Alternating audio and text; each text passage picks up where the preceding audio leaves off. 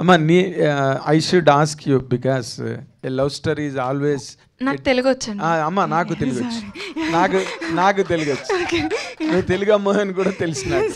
అంటే ఇప్పుడు కొంతమంది అగో ఆయన చైతన్య గారు కూడా మంచి ఇంగ్లీష్లో ఎరగొచ్చారు, అందుకని మాట్లాడితే బాగుంటుందని. అయితే తెలుగు అమ్మాయిగా నీ పాత్రీకరణకు సంబంధించిన అంతర్లీనమైన అంశాలలో నీ మనసులోని పొరలను ఏది అంత ఆకర్షణవంతంగా నిన్ను గుంజి లాగి ఈ పాత్ర పరిధిలోకి నిన్ను పరిగెత్తించి నడిపించి ఉర్రూతలూపించిన సన్నివేశ సందర్భానుసారమైన ఒక అద్భుతమైన అంశాన్ని మా అందరి ఎదురుగుండా ఆవిష్కరించమని అందరి తరఫున అభ్యర్థిస్తున్నాను తల్లి.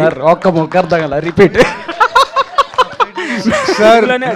ఈ క్వశ్చన్ అర్థం చేసుకోనికి 21 నవంబర్ అయితే స్క్రీన్ పెట్టినమ్మ మాకు వెల్కమ్. అంటే ఇప్పుడు ప్రతి ప్రేమ సార్ చిన్నపిల్లే ప్రతి ప్రేమ కథకి నార్మల్గా అమ్మాయి పాత్రకి సంబంధించింది ఒక స్ట్రగుల్, అబ్బాయి పాత్రకి సంబంధించింది ఒక స్ట్రగుల్ ఉంటాయి. స్ట్రగుల్ ఓకేనా? పర్లేదా?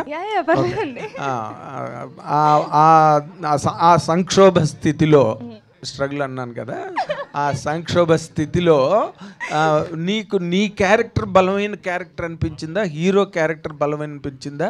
నీ వైపు నుంచి ప్రాబ్లమ్మా, అబ్బాయి వైపు నుంచి ప్రాబ్లమ్మా, అది సమాజం ప్రాబ్లమ్మా ఏంటి? అసలు నువ్వేం ఫేస్ చేసావు సినిమాలో?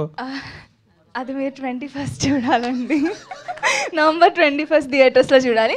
బట్ ఇద్దరూ కాదు బలం అనేది, ఏ క్యారెక్టర్ అనేది కాదు, ప్రేమ బలమైంది. చాలా బాగా ట్రైన్ ఇచ్చారు. ఒక small thing to add sir, please. ఈ క్లైమాక్స్ లో ఏదో బ్రహ్మ